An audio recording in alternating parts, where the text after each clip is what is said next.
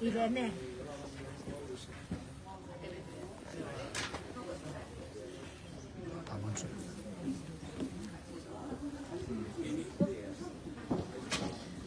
Bé, bon dia a tothom. Volem excusar la nostra regidora, Marta Ixac, que en breus moments s'incorporarà en aquest acte, i donar també la benvinguda, com no, a Albert Roig, que ha vingut fa un momentet des de Barcelona, i la veritat és d'agrair aquest esforç, ja que ha sigut en un temps bastant important. A veure, us explicaré que aquestes jornades ja estan a punt de concloure i que el títol de les jornades d'aquest any han estat Traços, paraules, a literatura a l'Ebre. A unes jornades amb el concepte central és la trobada d'entre art i paraula, dues formes d'expressió que comparteixen sensibilitat i mirada sobre el territori. La biblioteca ha volgut reivindicar aquest vincle com a part viva del patrimoni ebrenc i més aviat des del dimarts han estat diverses ponències parlant d'aquesta gran tradició artística i literària que, com he dit tots aquests dies, ha hagut al nostre territori en pintors com Antoni Casanova, Ferran Arassa, Francesc Gimeno, Frederic Mauri, Miquel Patton o Leonardo Scola, que tots ells van saber captar la llum i l'essència del nostre paisatge i també alhora van ser font d'inspiració d'escriptors com Gerard Vergés, Zoraida Burgos o com el nostre poeta Albert Roig, que avui el tenim aquí. Esperem que aquestes jornades hagin estat l'objecte que vam iniciar. Volíem redescobrir aquests vincles, no? Com he dit, que la paraula es converteix en traç i el traç en paraula. Així que donem pas avui a la darrera ponència d'aquestes jornades presentant Albert Roig. Tenim el plaer, com he dit, de comptar amb ell, el poeta, assagista, traductor, professor de secundària. No sé si ja t'has jubilat, Albert, sí? Bueno, doncs enhorabona. Nascut a Tortosa, i jo diria que és una de les veus més personals i incansables de la poesia catalana contemporània. Faré una mica de bibliografia perquè cal recordar-ho. Dic que com a poeta, Albert ha construït una trajectòria d'una gran coherència i intensitat. El volum Corre la taronja, del 1979-2001, va reunir els primers 6 llibres.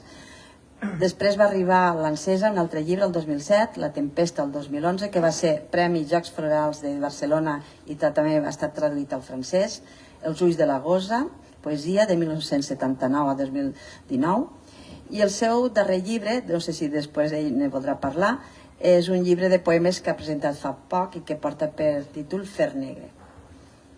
En el camp de l'assaig destaquem títols com L'estiu de les papallones, el 1992, El gos del poeta, el 1994, La creació del poema, el 1999, i Pelava la taronja amb les dents, 2004, i Gos, vida de Rainer Maria Rilke, 2016. També ha explorat la performativitat i l'escena amb espectacles com Lleons al jardí, Vergés i gossos, Salvatge cor i l'òpera Roses Gos, i ha adaptat L'amor i la primavera de Mercè Rodoreda. Com a traductor ha portat al català autors de gran rellevància com Llets, Manol de Barros i Beham Matur.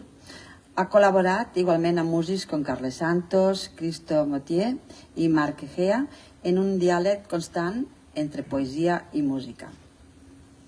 Recentment, Albert ha presentat el recital que porta per títol Aquella carn on el meu espírit entrar volgué, un treball de gran força escènica en què adapta diversos poemes d'Ausiàs Marc en una dramatúrgia intensa interpretada per Lluís Omar i la cantant Sandra Montfort.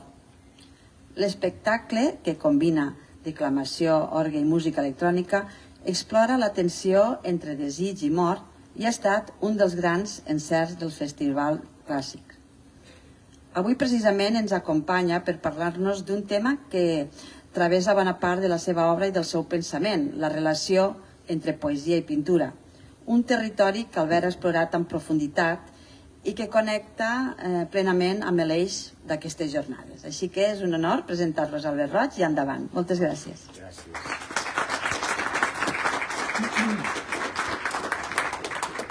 Hola, bé. Se sent bé? Sí? Sí. Val. Bueno, gràcies a tots per haver vingut. Sempre som els mateixos i us agraeixo no ara, sinó cada vegada que heu vingut a escoltar-me. Penseu que el primer llibre que vaig fer jo, quan el vaig vendre, que era Els Dianors, anònim, no vaig posar el nom perquè creia en Foix, que deia que no s'havien de signar els poemes, i no vaig signar el llibre. I hi havia una persona que em va comprar el llibre i després me va vindre tota enfadada que li tornés els diners que l'havia estafat. Vull dir que el camí de la creació és molt dura i us agraeixo que encara hi hagi gent que em ve a escoltar. Bé, jo avui parlaré de la pintura, parlaré molt de Leonardo Escoda. Vaig a començar ja.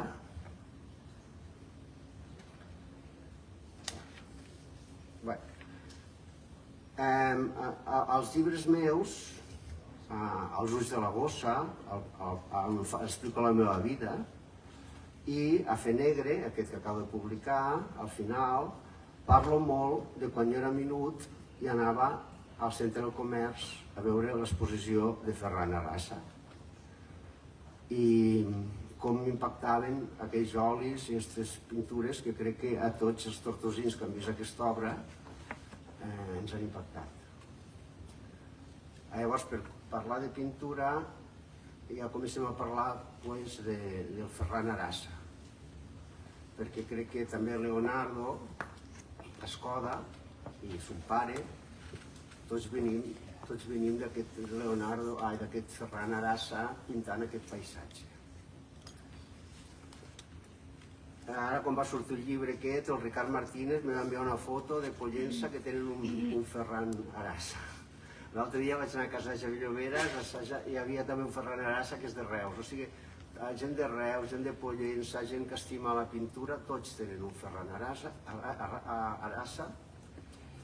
a casa. Ningú el vol vendre perquè és una meravella i espero que si algú té que no el vengui. I Tortosa no té cap museu de Ferran Arassa. Ja vam perdre a Francesc Gimeno, ara perdrem també Ferran Arassa. Crec que el primer que s'ha de dir és que falta un museu per a que els xiquets i les xiquetes de Tortosa puguen quedar-se meravellades amb la pintura de Ferran Arassa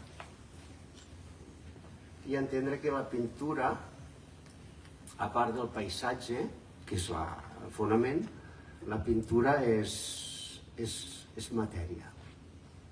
És aquella pinzellada, allò que feia Ferran Arassa, que miraves de prop i no veies un punt de tacs allà i més de lluny i veus el port o veus el riu.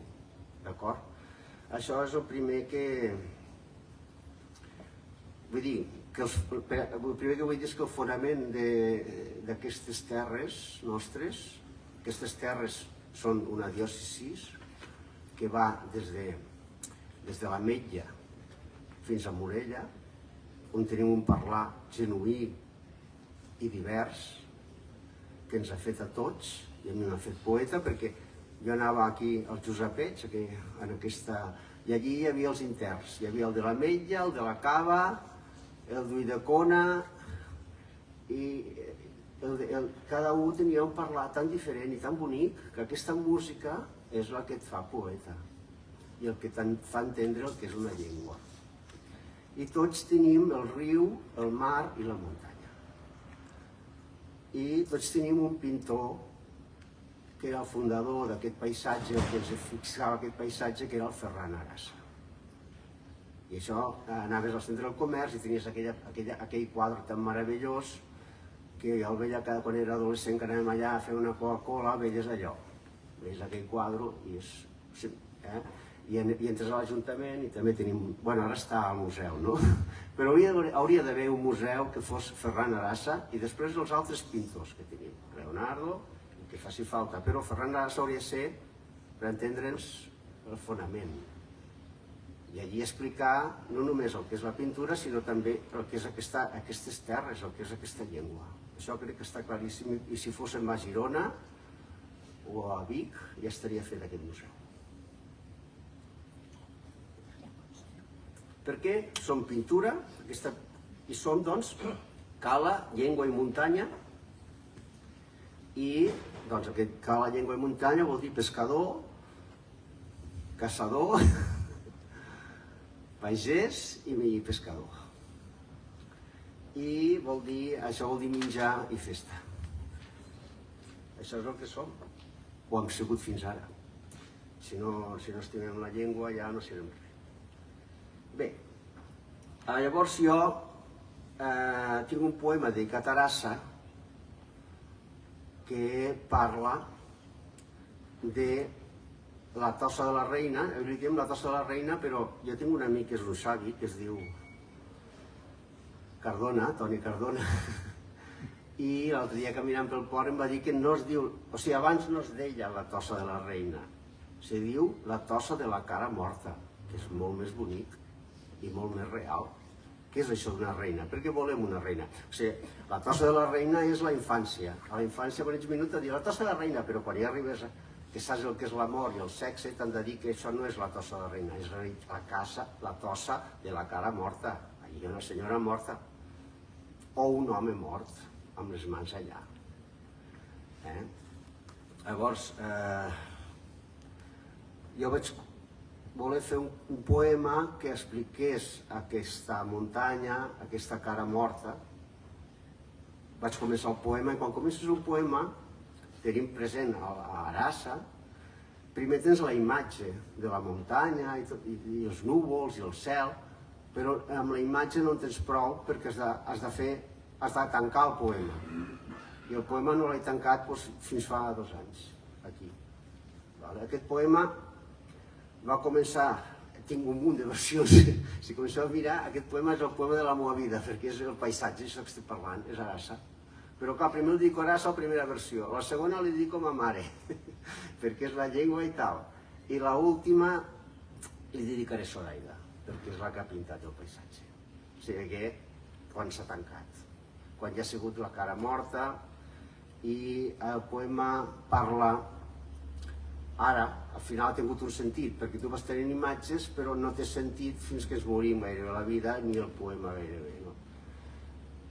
Gràcies a que els artistes, és com Dante va acabar la Divina Comèdia i es va morir la setmana següent, no? Jo crec que tot va així. Aleshores, la cara morta, aquest poema parla de Filomena, el mite de Filomena, que sabeu que va ser violada per l'home de la seva germana. Aquest home la va violar, la va tancar a una muntanya, li va tallar la llengua perquè no pogués denunciar-lo i li va tallar les mans perquè no pogués escriure. Ha quedat maco això, Doncs per a mi, aquella cara morta són totes les dones que els ha passat aquestes coses. A partir d'ara, doncs, tenim un nou mite aquí.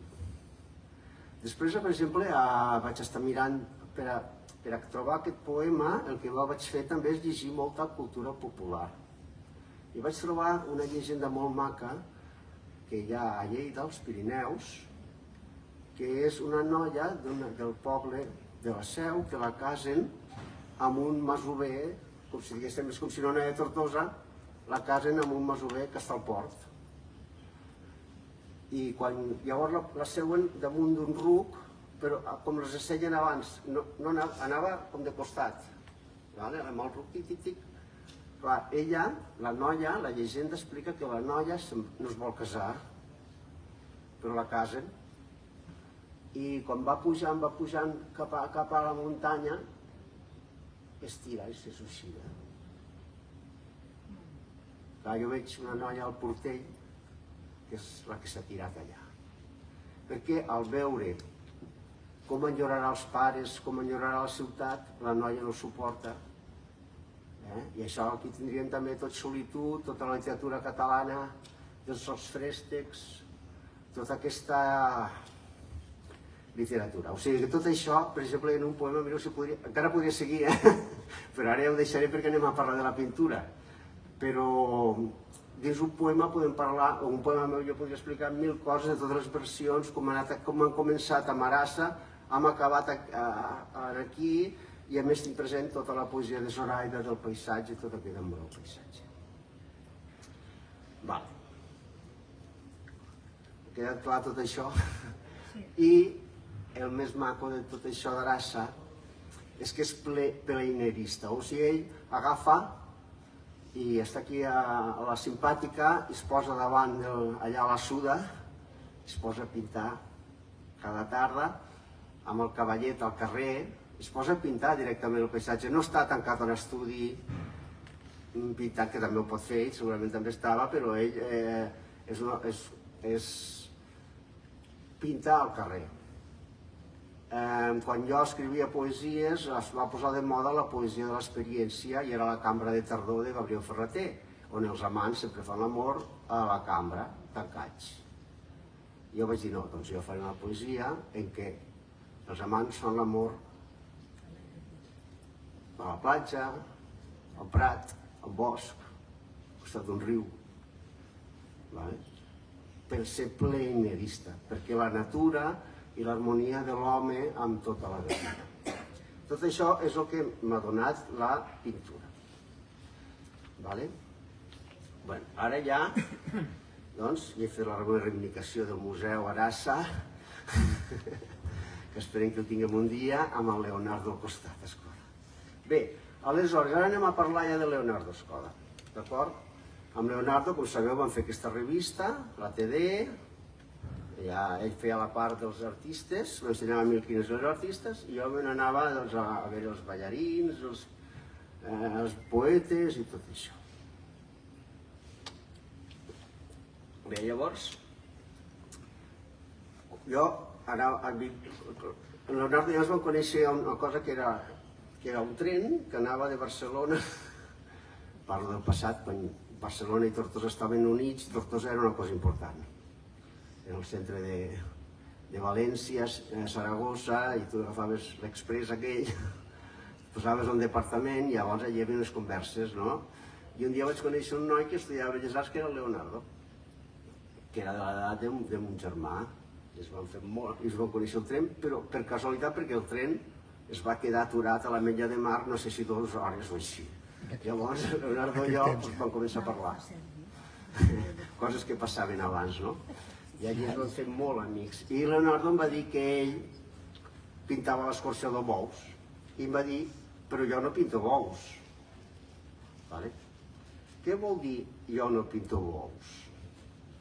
Vol dir que ell treballava la matèria, que ell era Arassa. O sigui, que ell treballava el color. Després me va dir, bueno, jo no pinto bous, jo pinto l'olor de sang. Ostres, ja me la va complicar més, ja. Aviam, què volia dir que pintava l'olor de sang? Com pots pintar l'olor? Perquè l'olor no es veu.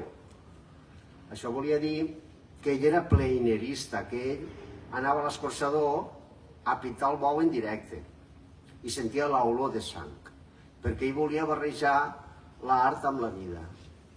Llavors, en aquella olor de sang que no l'abandonava, després seguia pintant i trobava la veritat d'allò que estava pintant.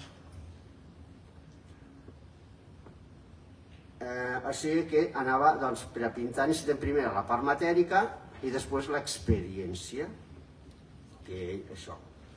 Després em va dir, bueno, jo no pinto bous, jo pinto la sang i aquesta sang és música. Hòstia, me l'ha fotut ara. Llavors jo vaig ir pensant tota la vida què volia dir que la sang és música. Primer havia d'entendre què volia dir que pinto sang, que hi tragués anys, després d'entendre què és la música, ¿vale? La música és el gest, el ritme, és l'ànima.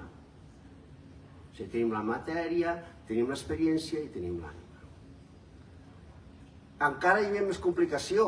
Després llavors vaig quedar al seu estudi a veure què pintava aquest home, perquè clar, jo dic, bueno, aquest tio que pinta la música, que pinta la sang, que és música i no sé què, a veure què fa, no? I vaig allà i veig un bou que havia pintat, i aquell bou és la quarta lliçó. Aquell bou era imitació. Ell havia copiat un quadre, no me'n recordo el nom del pintor, que és molt famós, que sempre també va pintar bous, però és un francès. Sotí. I llavors era un quadre igual que el seu Sotí. I dic, home, i ell em diu, no, aquest quadre no és meu, és del Sotí. Però jo l'he pintat davant del bou, obert, sentint la pudor de sang. O sigui, he anat a buscar la veritat d'aquell quadre. No sé si m'enteneu.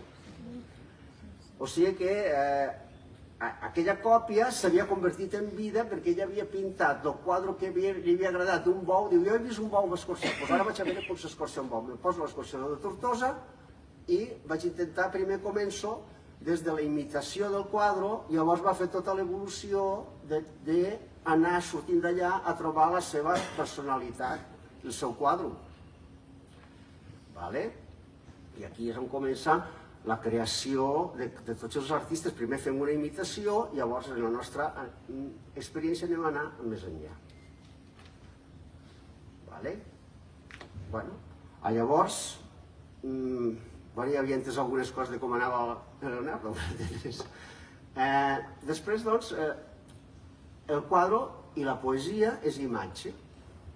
Llavors jo vaig fer un poema per Leonardo quan el vaig conèixer, que és el que surt a Cor la taronja, que diu: "Ha sorprès l'esgalellada vibra, encara fuga". La vibra és l'escurçó, en català. I la vibra seria aquest gest de pintar, no? Això, per a mi, significava la història que sempre m'explicava ma mare, que no mai sé si és veritat o jo l'he somiat. Que és que quan ma mare festejava amb mon pare, a ma mare li va sortir una serp així. I mon pare va agafar una pedra i va matar la serp. Com a les pel·lícules. Sembla que era veritat, no? Perquè la serp, a més, quan veu una pedra, ella posa el cap allà, va defensar-se. Fins i tot jo, fins i tot la mataria. El pas que un pare del rastre, es veu que les pedres anaven que volaven i tenien molta punteria, llavors. Es pegaven entre barri i barri. Total, que mon pare va fer una gran acció heroica de gestualitat de matar una serp. I això per a mi era Leonardo pintant, enteneu? Coses dels poetes, no? I després de matar la serp i sortir la sang de la serp, Leonardo pintava, signava el poema, no? Ja el llegireu vosaltres, i és això, és el paisatge, per dir el paisatge d'una serp, hi ha un que mata una serp d'una pedrada i signa. Però aquest poema, doncs, en principi, és només la imatge de la serp. La serp, a més, com sabeu, a la Bíblia és el paradís i és el diable. Bé, o sigui, tenim tot això que us he explicat, que no vull repetir-ho perquè seré professor, però ja heu vist que hi ha 4 parts, estem a la quarta, estem a la imatge.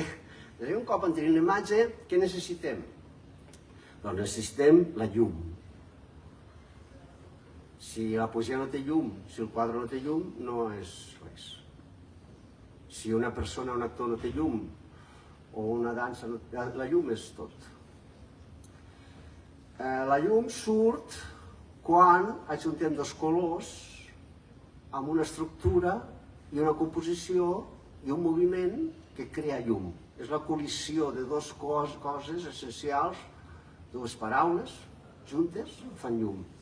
Obscura esperança. Que maco m'ha quedat, oi? He posat obscura i esperança, he fet llum. Ara l'esperança brilla més. Leonardo sabia traure, com Marassa, traure llum de 2 colors junts. Perquè trobava la paraula justa. Com el poeta buscava la paraula justa, ell sabia trobar la composició. Però tu veus un quadre de Leonardo és tot... A vegades també hem de fer esbossos i esborranys per arribar allà. A vegades te surt i a vegades no.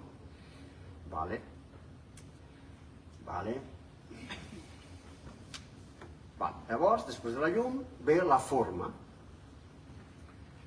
La forma en poesia és la sintaxis, el ritme, i, com dia Shakespeare, dia que escrivia paraula contra paraula, fer col·lisionar dues paraules, d'acord? Això seria, llavors, Carles Riba i els alemanys diuen que la forma és interior, no és exterior. Tot allò que construeix el poema, construeix un quadre, no és el que veiem, sinó com dins està construït tot. Hi ha una estructura i una composició que allò fa que tot brilli, tot tingui una harmonia i tot sigui música, d'acord? Veia classe que estic fent avui, Vale. Clar, per arribar a dominar la composició només es pot fer veient els grans mestres i treballant molt. Amb l'ofici aconseguim això. I ara aquí ve l'última part que em va ensenyar Leonardo, que és el fracàs. Tu com a artista estàs constantment fracassant, sobretot quan ets jove. Aquella que em demanava els diners tenia raó, és que era molt dolent el que havia escrit jo. Però jo tinc dret a equivocar-me, ja ser jove. Aleshores, Leonardo patia escrivint, pintant, i jo escrivint, no t'he dit el que patia ja. D'acord? Aleshores, aquest fracàs és el que et fa artista. Has d'enfrontar-te al fracàs i has d'aixecar-te l'endemà i tornar, i tornar, i tornar. I això, Leonardo volia fer un poema d'això. Era el poema de quan ell es rentava les mans i els colors se n'anaven, se perdia tot, havia perdut tots els colors, les grans mans netes, i diu, bueno, això, este color que se'n va, potser era el que hagués sigut el traç bo per a salvar el quadre que m'ha quedat, perdó, una merda, o no m'agrada o està descomposat. Llavors, el dia següent, havia de tornar-se a embrutar les mans i tornar a embrutar-se i tornar a rentar-se les mans, i aquest poema li dia l'espill, perquè l'obra és el nostre espill on ens mirem. Tu fas un poema, jo veig un poema, jo sempre he viatjat, sempre sol, molt de temps sol, i viatjo i mai no he fet una foto. La foto és expressament, perquè la foto és el meu poema. Això que ens fa fotos és Leonardo, ell, el seu retrat, la seva cara morta, és la seva pintura. De qualsevol artista, la seva obra és el seu espill. Llavors, ell me va ensenyar això, que rentar-se les mans, mirar-se l'espill, quan està rentant les mans, buscar qui ets tu, és l'essència de l'art. Aquest poema li vaig escriure jo per ell i el va signar ell, i és aquí el número 1, perquè ell, pobre, escriure li costava molt.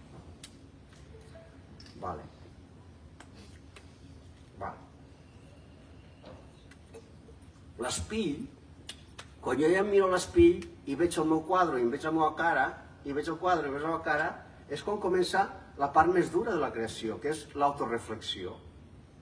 Jo sóc un altre que em miro a mi mateix i dic, hòstia, quin poema més dolent he fet. O no. Ostres, avui no sé què ha passat. Enteneu?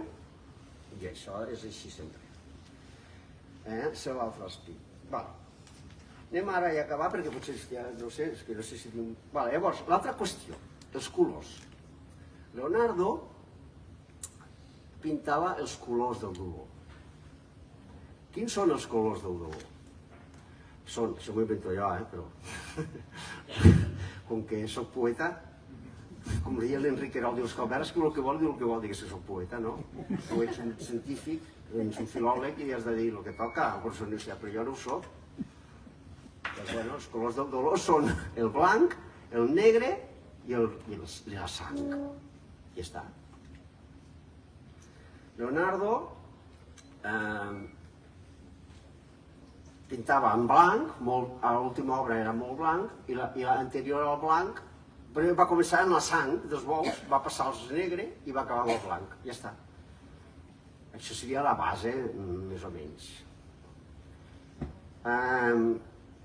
El blanc, per exemple, que ell li dia música callada, perquè es va equivocar, no hauria de dir-se música callada, sinó hauria dit música, que ara ho explicaré. Aquest era el color blanc, perquè el blanc és el color de callar, però no el color del silenci. Jo callo, però quan callo escolto. Jo puc estar callat i escolto jazz, o escolto música, o escolto Bach. Enteneu? Música callada és que ell escolta,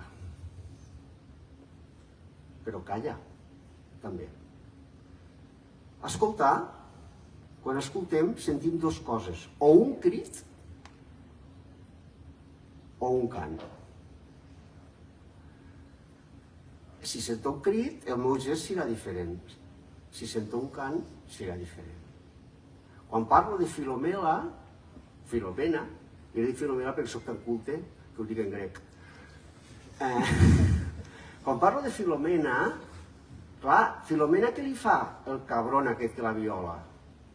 Li talla la llengua, li talla les mans, i ella es converteix en un rossinyol i canta a les nits la música més bonica del món, que és el cant més bonic d'ocell.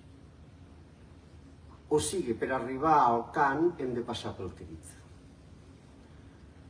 Tot això està dins la pintura de Leonardo i de tots els artistes. Nosaltres, quan veiem una pintura, som tan rucs que es pensem que veiem una pintura i no sabem escoltar la pintura.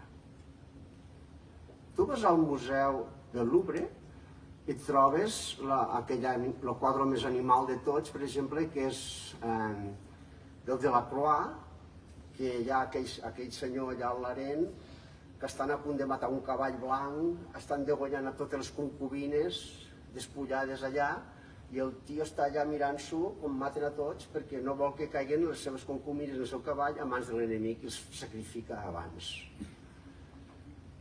Allò, si tu ves aquella, dius, mira la pintura aquesta, bueno, tu que estàs mirant? Tu has de sentir el crit del cavall que estan a punt de degollar-lo, el crit de la dona que l'estan matant, o el que sigui, enteneu? Quan anem a veure una pintura hem de saber escoltar la música que hi ha darrere. Si és músic, si és un cant o si és un crit. Sempre, sempre hi haurà un crit abans. I després ve la bellesa, que és un cant. Bé, l'altra, o sigui, tenim el blanc, i l'altra pintura de Leonardo, que és el fer negre, que és el... que tot això ell ho treia, a vegades li diem, si tu l'has dit tu, no, l'has dit tu, no sabem qui ho havia de dos dos, no? Això de fer negre es van barallar un munt de vegades, que jo li dia que ell ho havia dit a ell, jo dia que ell m'ho havia dit a mi, bueno, és igual, era fer negre. Fer negre, què és fer negre? És fer llum. Leonardo fa negre per fer llum. Els quadres negres de Leonardo brillen. I ara us llegiré un tros d'un altre senyor que era poeta, que era amic d'un pintor, que es deia J.B. Foix i el pintor es deia Miró. I Foix, a veure, que això és d'un llibre que publicaré algun dia si trobo editor, perquè això està més difícil que menys. Foix diu, té un llibre, és que això dels editors, buf, no sabeu el que és un editor, és com si parlessis amb Déu i no s'apareix, és l'absent, és absència pura. Només editen el que ven. Bé, llavors el pintor Foix diu color negre, no? I es posa davant d'un quadre de Miró, però és que el que diu és el mateix que jo veig davant d'un quadre negre, que a mi m'agraden els negres, de Leonardo, els blancs també m'agraden, però a mi els negres em tornen boig, perquè brilla més un quadre negre de Leonardo que un de blanc. Bé, aleshores diu, dels 4 colors preferents, això és Foix que parla de Miró, diu, dels 4 colors preferents, el blanc i el negre i el vermell i el groc són els 4 colors que li agraden. Aviam, dels 4 colors preferents ja els fan parèntesis.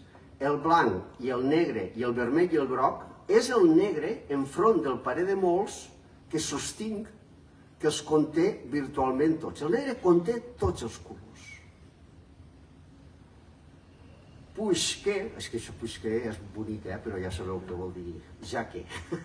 Puisque, i si això em passa a mi, bé deu passar a d'altres, puisque és damunt un fons negre càlid, i jo diria que gairebé manyac, que els vermells més fulgents, els grocs que dieu vos celibataris, els blaus esperançats o decadents, i els verds de tot gruix catalogats o delictius, ixen, dansen, amoregen, fecunden i proliferen amb calor vital. Toma, això és fos, O sigui, davant d'un negre ens poden passar moltes coses. Tu poses un negre i poses un color vermell i allò brilla. Però és que Leonardo fa el negre i grata el negre i comença a brillar que veus la tela o li posa un blanc allà al mig. És una meravella. Jo tinc dos quadres negres de Leonardo i si pogués tindria més. I no em canso de mirar-los. Llavors Foix, per exemple, té un vers, és que aquí podríem, Foix té un vers que diu els pollancres solars, o sigui, segur que és un pollancre, és un xop, els pollancres solars, nosaltres som de riu, són aquells que tenen aquella llum blanqueta, fulla blanca, els pollancres solars ventegen vidres negres, toma, o sigui, de la fulla blanca surten vidres negres, enteneu el que és la llum? I què és el mateix fer un poema o una imatge amb paraules que pintar un quadre? Estic acabant. O sigui que el negre brilla. Vale, seguim.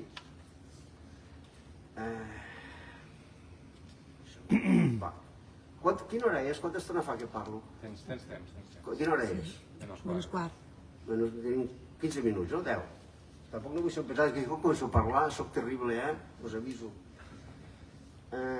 Vale. Ara jo ja passaré a parlar una mica de la meva poesia, d'acord? Per acabar.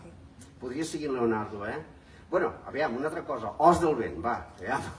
Anem a parlar de l'os del vent. O sigui, Leonardo té els quadres blancs, té els negres, estic resumint molt, I té la seva secció de Os del vent. Què és Os del vent? És una figura retòrica que es diu catacresi. Què és una catacresi? És la pota de la taula. Aviam, això és una pota? No, és una fusta. Però jo com explico que això és una pota? Perquè necessito una manera d'explicar-ho. I he de fer un D, pota de la taula, que és com un cavall que té 4 potes, però és una taula, no és un cavall, és una taula. L'os del vent. Aviam, el vent té os? No. Aleshores, si Leonardo s'inventa l'os del vent, que diu que ho vaig inventar-me jo, però encara no he aclarit que ho he inventat els dos, és un altre misteri que tampoc no ho sé, perquè quan estàvem allà i jo ens agafàvem uns deliris i llavors, dèiem l'os del vent. Doncs vale, l'os del vent. L'os del vent és un impossible. L'os del vent no existeix. L'os del vent és justament el que no pots retenir. El vent no té os. És l'essència nostra de viure, d'acord? És el rovell per ell, allò que desapareix. I en canvi l'os se suposa que és el que ha de quedar a nosaltres, però si ja dius l'os del vent és que s'ha arribat al no-res absolut. Doncs ell crea des de la certesa que som l'os del vent. És preciós. Leonardo, tot el que hi ha darrere de la seva obra i seu gest és poesia tot, és imatge, foto.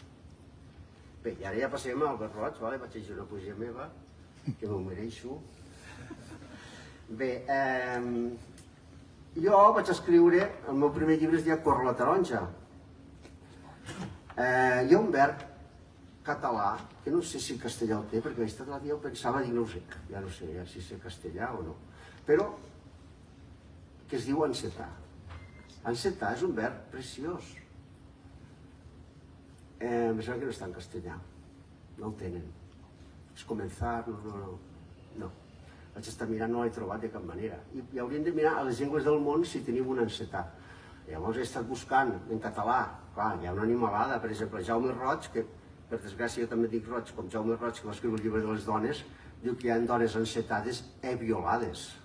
O sigui, una dona que ja no és verge era encetada, i a més violada, perquè és l'estil que tenien a l'edat mitjana, es veu, no? Era encetada i violada. Quan encetem una fruita, un cor la taronja, la fruita, ja està, te l'has de menjar i es fa malbé. encetar una cosa, o quan eres petit t'encetaves la pell i ja està, ja estaves encetat. És un verb meravellós. I tot córrer la taronja es basa no en córrer la taronja, sinó en encetar la fruita i en encetar-te tu mateix o encetar.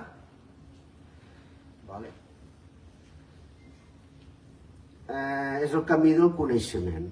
Què van fer Adán i Eva? Encetar.